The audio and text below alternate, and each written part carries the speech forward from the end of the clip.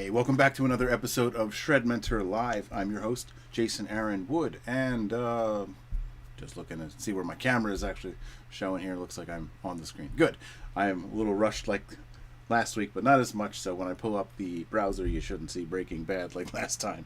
Anyway, tonight we are going to be talking about something very, very important, and that is practicing for real life. And that's the thing I've noticed for years and years. I do a lot of my research on what people are struggling with in Facebook groups. It still seems to be a pretty useful place to take a look at what people are struggling with. And one common theme I see all the time is, what should I be looking for? In fact, a lot of the time, more or less, the wording is, anyone have any tips for how to get better? Sometimes it's a little more targeted than that, like how to get better at a specific thing, which is infinitely better than just how to get better. But a lot of the time, that's the problem. Tips. People are looking for a tiny band-aid that's convenient for a much bigger problem to solve.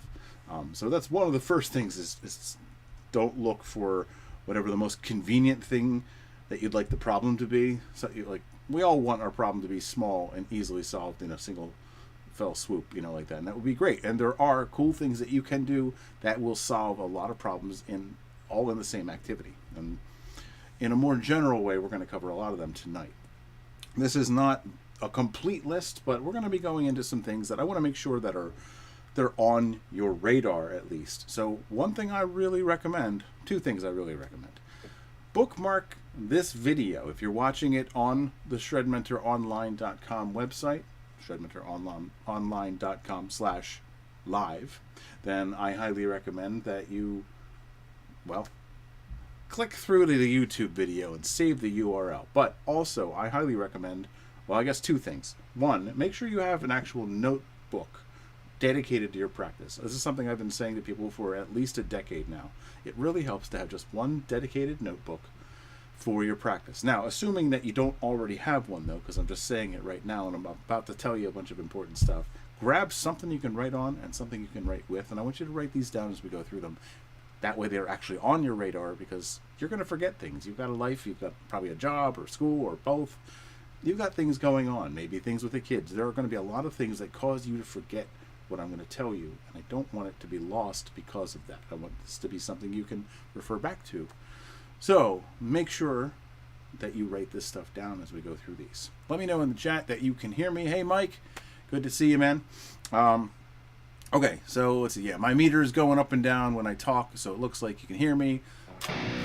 That happens, sets off the meter, so hopefully you can hear that. Okay, so we're going to get into this because, let's face it, I mean, there's like a million things you could decide to spend your time on when practicing. And the problem that I also notice a lot of the time, in addition to wanting the problem to be super simple so that the solution can be super simple, is that a lot of the time, people are only focused on this little tiny sliver of their musical development. And that's where things become a little bit of a problem. And that's actually something we deal with in the Total Artist Development System, by the way. This is very much a reflection of the types of things that we work on in the Total Artist Development System, because as much as we want to become a really good guitar player, and there's a little more to it than that. Don't forget, and as you're gonna see, this is basically the Total Artist Development System is one possible way that you can simplify to the greatest extent possible an extremely detailed and complex journey from just creating the vision and crafting clear goals that are clearly defined so you can take decisive action, all the way through becoming the player you want to be, through being able to actually apply your skills in a musical way beyond just playing what other people have come up with, to be able to write interesting, compelling harmonies, strong melodies that get stuck in your head, all the way to being able to record at home and create your own stuff, being able to mix things all the way up to a professional level and release your own music, to become your own musician entirely. That is what this is for. So it's far, far beyond just how to improve your technique. That's obviously a part of it, but getting a completed version that's listenable of your ideas in the most perfected way possible involves a whole lot of other skills that are just not going to be in your regular finger exercises routine. So let's just get a little past that and broaden up your view of what musical development actually consists of. All right, so I'm going to leave that on the screen for a moment here as we start. But Yeah, it's really important that we keep this total. The word total is really important because this is what ShredMentor has expanded to in a very deliberate way in the past 6-7 months now. And it's really what ShredMentor has already been doing. You know, my school has always been kind of focused on these things for a much longer time than probably the whole time, really. But there's little steps along the way. So those of you who've been following what I do for a long time have seen it creep in. So with the especially with the guitar practice tools, which were introduced in 2013, so 10 years of that now already. The beginning of that was 10 years ago. Woohoo! It's awesome. We're going to be seeing that on the screen a bit today too. But also, you know, the rock and metal songwriting program, which came out in 2014. That was probably the first steps toward what ultimately became the Total Artist Development System. But, you know, each of the different programs, from the very first group classes I taught in the art of soloing, which was originally the name of what became ShredMentor Live, by the way. That almost became just a soloing thing, but that would have been a little bit too incomplete, right? So the art of soloing, the what became Metal Forge, which is my dedicated metal program. This is all stuff that we're covering in little bits and pieces right here on ShredMentor Live, but all of the stuff that ultimately became the Total Artist Development System was in the works for a long time. And I've always been trying to get everybody I work with to get a little bit beyond, like, don't forget, you're not just trying to get good, because you're trying to get good in order to, you fill in the blank, whatever that reason is. So getting good is a means, not an end. Okay, so we're going to do stuff with those skills, even if it's just sit around and noodle on the side of your bed. At least you know what the reason is why you're trying to do this. So put yourself in that future situation. Once I have the skills I want, what am I going to do with them, and what am I going to need to be able to do as well in order to use them? So that's what tonight's about. All right, so let's go back to the lower thirds where you can really see the topic. Just stay on topic here. Thank you, Mike, for clarifying that. Once again, welcome and thanks for attending. And anybody who's not in the chat, come over, be in the chat, or at least listen up. And as I said a moment ago, grab something to write on and something to write with. Eventually, grab a dedicated practice notebook, by the way, too. It'll be your practice notebook / to-do list, by the way, as far as musical development. For now, just grab any paper handy, and you can transfer this stuff or tape it or staple it or whatever you like, but to get it into that notebook too, because this is going to be things I want to make sure you have on your radar as far as your overall development. Some of it is very much about your immediate playing skill, but this will help you if you're ever running into that situation, like, what should I be practicing? This should help you clarify and really kind of reduce that list down to what actually matters. Because let's face it, I mean, out of a million things you could be doing with your time, most of them don't really lead to any kind of long-term goal. So what I'm always dealing with are what I call high-yield activities. And a lot of that's going to come down to what you're actually focusing on. So let's start with the list now. Okay, so the first thing, and this is just to help you kind of qualify whether something's worthy of your practice time, is that motor memory forms around every single thing that you do. Every movement that you do, at least in a repetitive way, the more you repeat something, the more that becomes motor memory. And as much as, you know, ideally we want to be able to play what melodies and sounds we're hearing in our head, but let's face it, your hand learns movements and just does them. We all have a little handful of things, unintended pun there. There's things that your hand is just going to sort of do on automatically, and whether we mean to or not, I think it's more useful to just take account of that very natural thing. Your hand's going to start doing some autopilot stuff. So let's program it with the sounds that we want. Okay? We want this to be as complete as possible, though. So one thing this is a broad thing, so I'm going to give you a couple specifics about what this implies then. Okay? Don't just play riffs from your songs that you like or whatever. Don't play everything just the way you got it. Do things to it, put it into other modes, kind of morph the mode that it was originally in. So, example, I'll use the Crazy Train riff. Looks like I got a lot of delay on there. Whatever. I'm just going to play with the delay. But let's say we take the Crazy Train riff, for example. There's a lot of little exercises you can do that will expand not only your playing and the motor memory attached to it, but also your knowledge. So I'm coming from the motor memory angle, but there are other benefits in this one of many high-yield activities. So we take the Crazy Train riff. I just take it because I figure almost everybody watching probably knows it to some degree. You've heard it at least, right? The Crazy Train riff is an F sharp minor, minor meaning Aeolian. It uses the Aeolian mode. So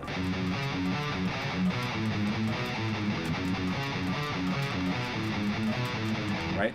That is 1 1 5 1 6 1 5 1 4 3 2 3 4 3 2 7. The seventh of the scale is E. And that's the one there. Okay, that's the actual scale degrees of that particular scale. We can keep that intact, but we can try it with the Dorian scale. The only difference between Dorian and Aeolian, which is what minor is that in Dorian, the sixth is a half step higher. It's the major sixth, the sixth we would have had in the major scale. Everything else would be the same. So that riff translated into Dorian, we take, I said it 1 1 5 1 6 1 5. Well, the sixth will be up here, which is gonna, by the way, it's gonna totally take the edge off this riff, but you can see what it does with the sound.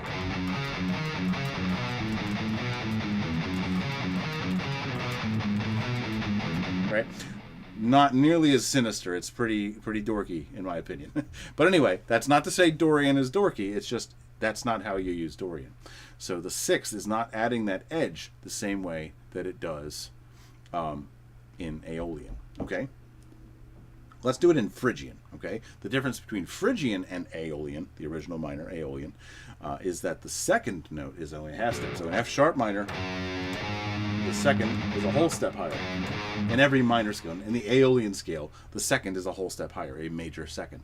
But in Phrygian, it's that ominous half step, right? So if we take the original Crazy Train riff, it's going to be almost the same, almost all the way up until the very end. 1 1 5 1 6 1 5 1 4 3 2.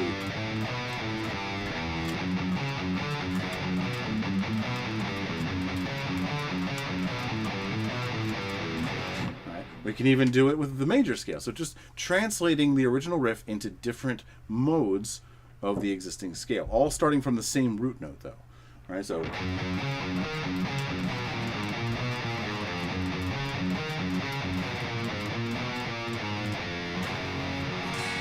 F sharp major, okay? And with my unintentional last note by accident there, it became Mixolydian. Let's do Mixolydian. That'll actually make, that's basically major with a flat 7. So remember I said 7 with the other one. Is that? Well, that's the flat 7. So the last one I just played was with that. Right? Right, so it's got this.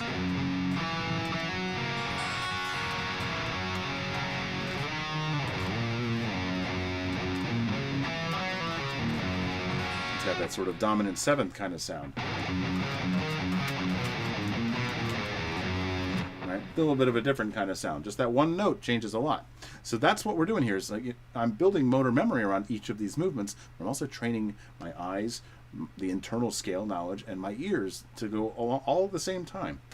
In a way, my hand is learning theory. All right. So you can cover a lot of ground just by keeping in mind, hey, you know what? Let's hit all the modes of this while we're at it.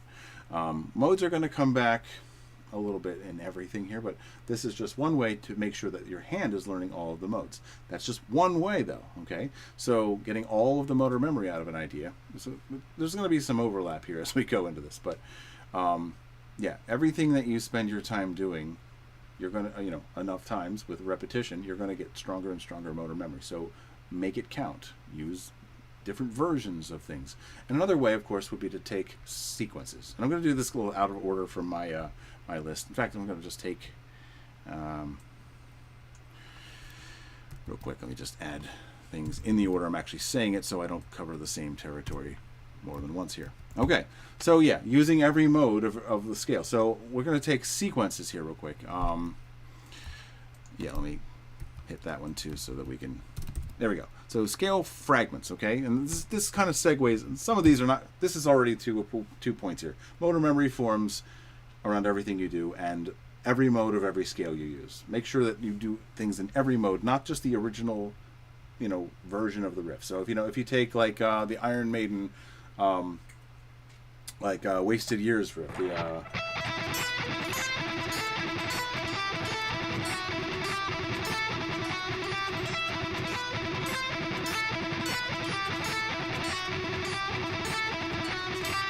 what if I made this like Phrygian?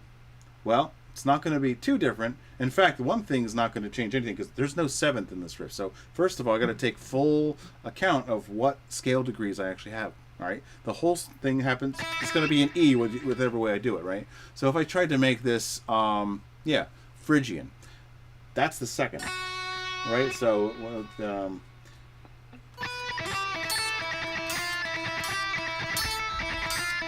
that's what would have changed there. Yeah.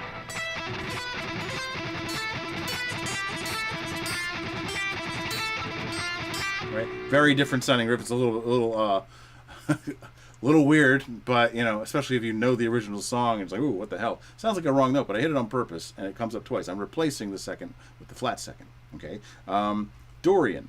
Again, we're going to have a similar kind of situation to the Crazy Train riff, where it's going to take a little of that edge off right away.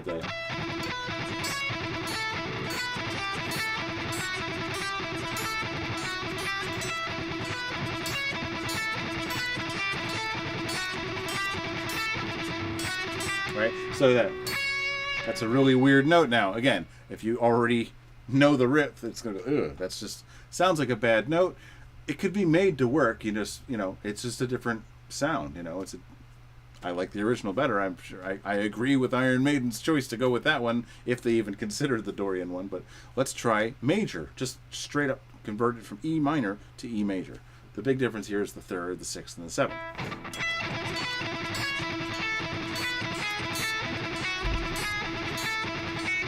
Right? So knowing your scales up and down from each mode, up and down the scale. Now, that can seem like a really overwhelming task, because what I'm doing right now is I do have this library of scales in my head.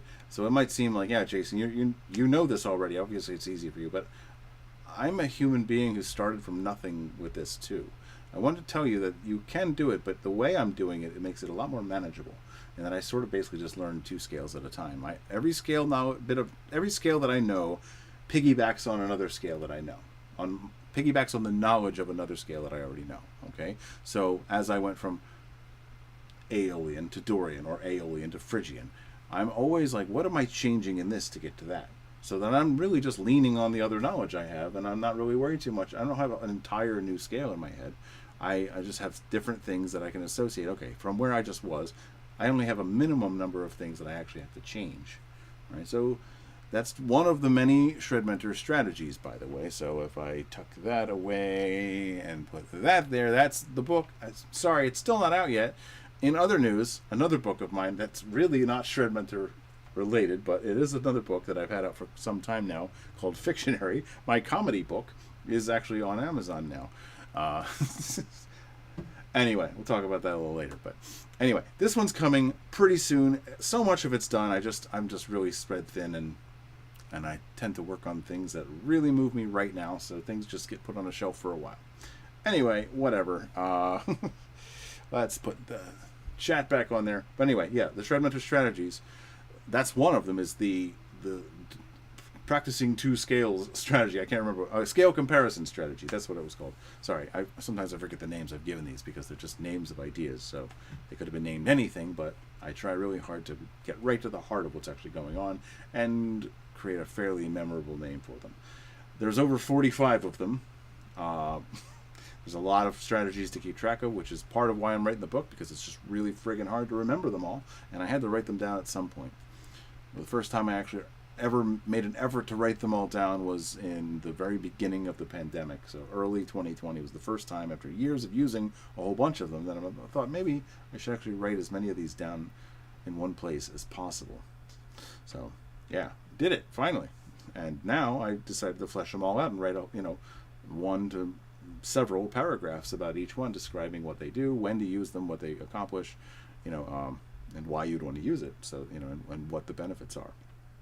Anyway, yeah, so as you learn these different skills and try that kind of thing out, lean on what you know, okay? Learn a scale that has one other. I mean, first of all, if you need a list of scales you should really know, by the way, aside from the old classic, know your minor pentatonic, know your minor scale, know your harmonic minor scale. Those are the big 3, but inside of just like the minor scale, learn the other 6 modes. Major is one of those 6 modes. It's the mode 3 of minor. So they're closer together that way, 1 to 3. most people tend to learn that minor is the mode 6 of major, which is true. It's just 1, 2, 3, 4, 5, 6 is a much longer distance than 1, 2, 3. A, B, C. A is minor, C is major. C major, C, D, E, F, G, A. You got to go a lot further up from C to A before you get to your minor key if you go the long way, which is starting from major. And who the fuck wants to start the alphabet at C anyway? It starts at A, people. Metal, minor, A. Anyway, whoever devised the English system using letters instead of do, re, mi knew what's up. A, minor. Anyway, I've heard that you can use profanity as long as you don't do it in the first 30 seconds and not get demonetized. Not that I have ever seen a cent from YouTube. So anyway, whatever. But too late. I said fuck.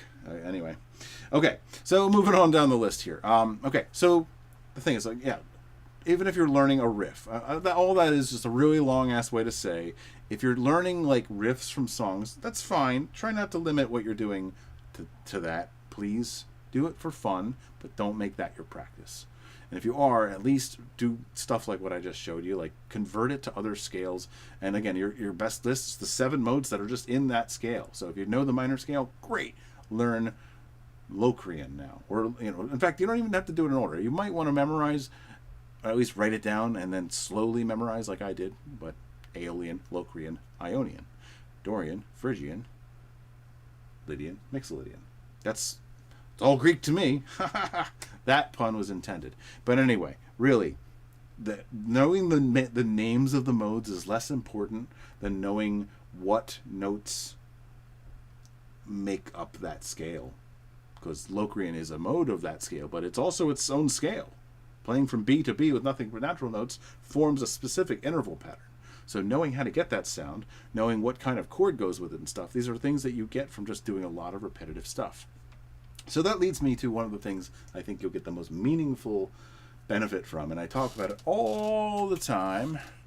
Oh, do I not have my in-your-face sequences thing? Anyway, sequences. We're going to talk sequences now, because I just go on and on and on about it, and so much so that I wrote a whole book about it in 2017, and it's on Amazon. You can get it. It's on... oh, shit. I totally forgot. I hope very much that we are not on the wrong... Oh, man. I just realized I am streaming to who the hell knows what. Oh, wow. I'm really... I'll tell you what, guys. I hate to do this, but I'm going to back out of here, and I'm going to start this fresh in a minute. Because the link I sent out is, I don't know, I'm going to do a short version of this, but this is going to the wrong URL on YouTube, and I need to fix that now because I forgot a step. So I'm going to actually back out of here, go offline. I'm going to kind of start this show over here. Sorry, hate to do this, but everybody who got the email is looking at the wrong thing, and I'm not live where I should be. So I'm sorry. I'll be back in a moment.